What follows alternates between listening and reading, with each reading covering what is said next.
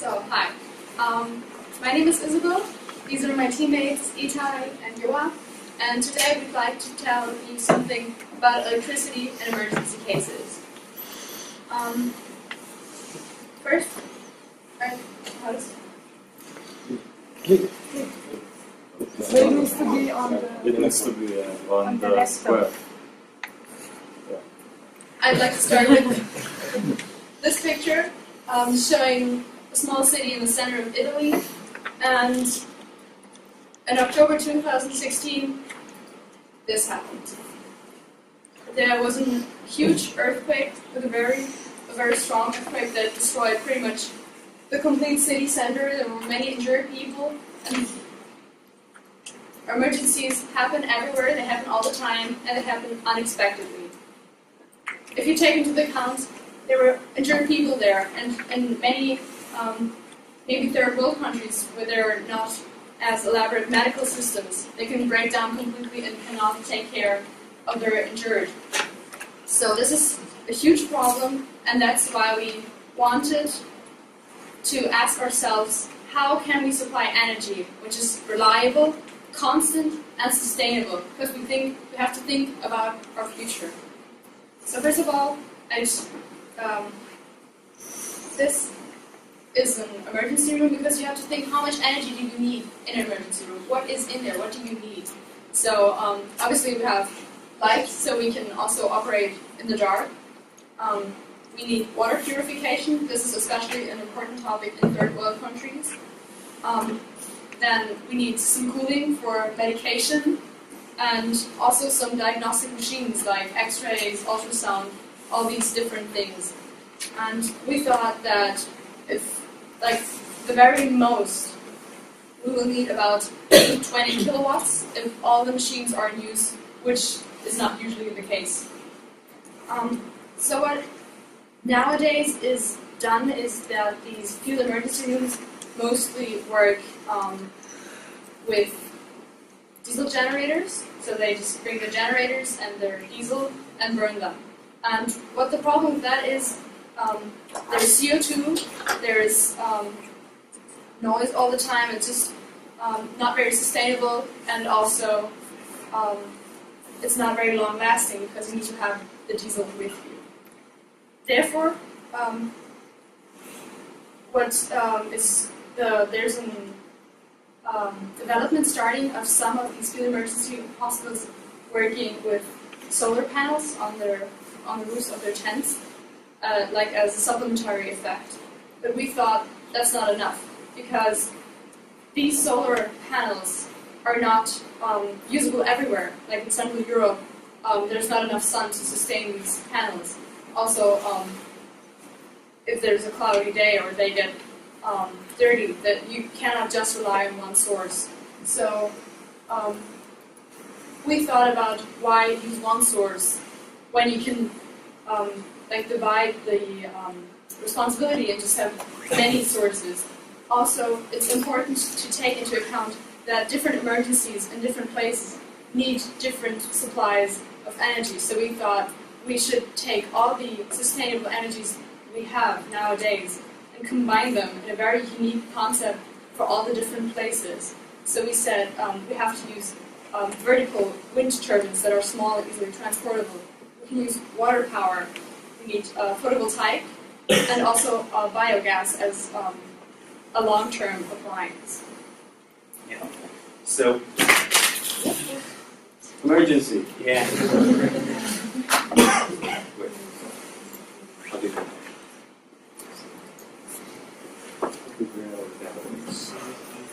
So there are a couple of factors that dictate like which system we should use in which emergency. Like the number one factor is like the nature of the emergency. Like what kind of disaster? Is it an earthquake? Like a volcano eruption? How many people were injured? How long will it take to like connect back to the grid? Like the location of the emergency? What's the climate? And like the other factors in the general area. We looked at the India tsunami at 2004. So we would suggest like using 35 supplying 75% of the energy, which is 20 kilowatts, by using photovoltaic cells.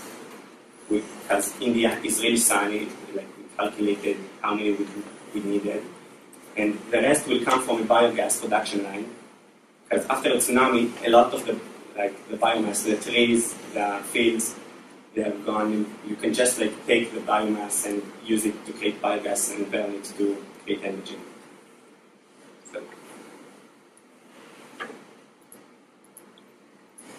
So we calculated how much we would need, how much it would cost, the space that it will take, and the output of the electricity. So, the total is 64.75 square meters for this system, and it will only cost $8.5 grand to supply it in India. I'm not used to this.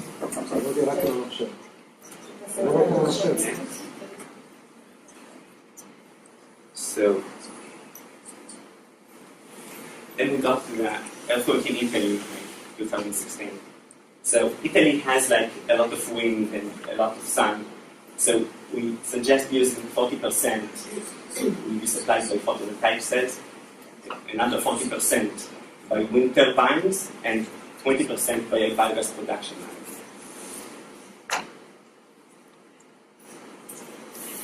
So there are some challenges that can be standing in front of us in the way to achieve our goals. The first one is the cost. As you have said, the cost of the system for India, it's pretty expensive, and as the technology will develop, so the cost maybe will get down, and the system will be less expensive. Another challenge is the efficiency of the systems. Nowadays we are using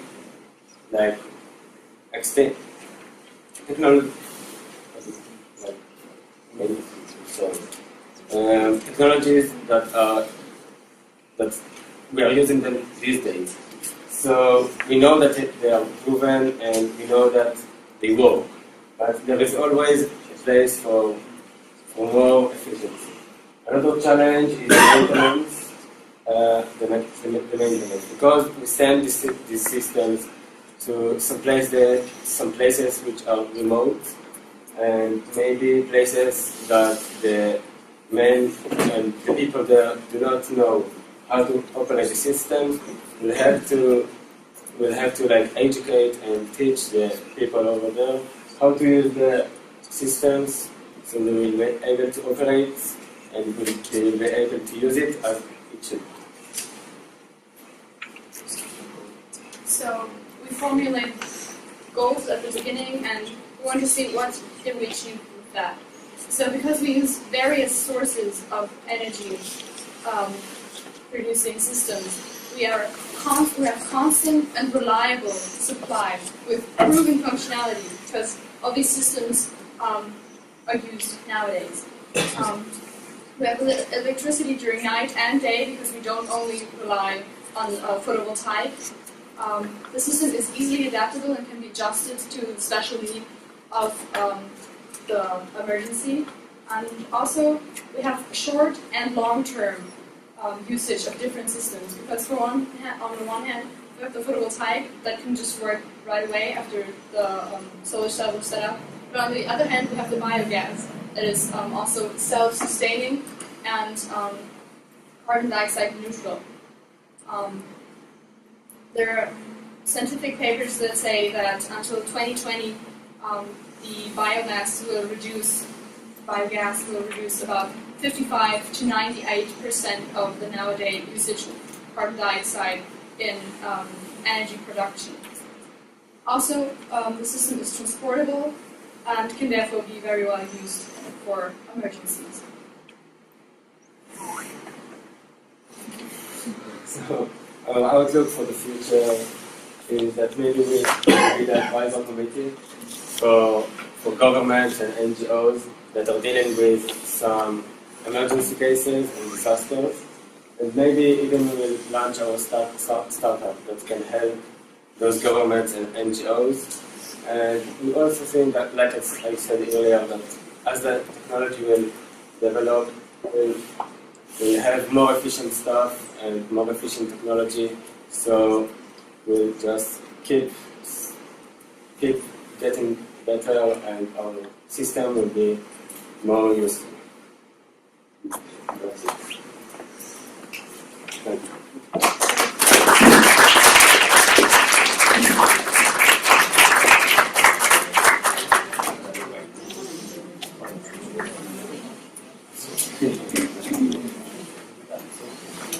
So what is the core technology? The integration between the different sources? Yeah. And how do you integrate? You have a kind of control system, or You have an expert team that decides that each system is tailor-made for the emergency.